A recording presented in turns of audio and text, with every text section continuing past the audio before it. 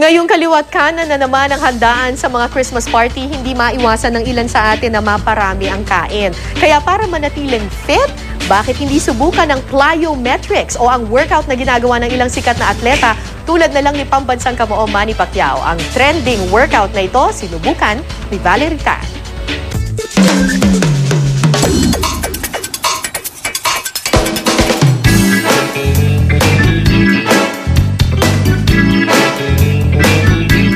Nung sa simula, hindi siya masyadong masakit, pero nung maraming reps, medyo kumikirot na yung hita ko.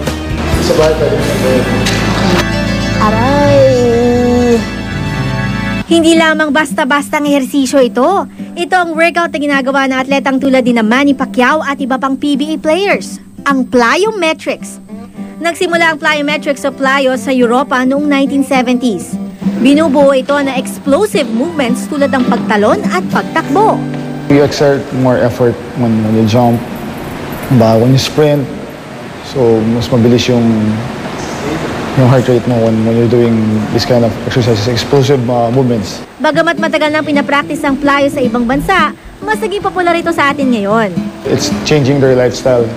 A lot of people are into fitness right now. Dito sa isang plyometrics gym na kung tawagin ng mga miyembro nito ay House of Pain, paniguradong uuwing nananakitang muscles ng sino mang susubok nito dahil sa tindi ng workout. Kaunti lamang ang equipment dito tulad ng resistance band, power jumper at shuttle MDP. Ito ba yung favorite part ko, Res? Sa tulong ni Coach John, sinubukan ko ang beginner's workout. Ang lower body exercises tulad ng squats at lunges, pinatatatag ang ating quads, hamstrings, at glutes na pinakamalaking muscle group sa ating katawan. Medyo mabigat ito, ah. Ilang pounds po kaya to approximately? Pounds, drop 14. 14, so 14 to 28. Kaya naman laking tulong daw ito sa pagpapasexy. hindi ako tumakbo, hindi rin ako gumawa ng cardio workout, pero hinihingalin na talaga ako ngayon. Siguro kasi sa bigat ng mga binubuhat ko dito. Mag-i-improve din ang muscle endurance, stamina, at posture mo sa plyo. Pero para sa mga walang oras o budget magpunta ng gym, meron din naman mga exercises na pwede gawin sa bahay, tulad ng stationary lunges,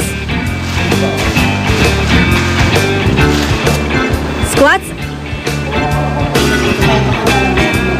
at leg raises.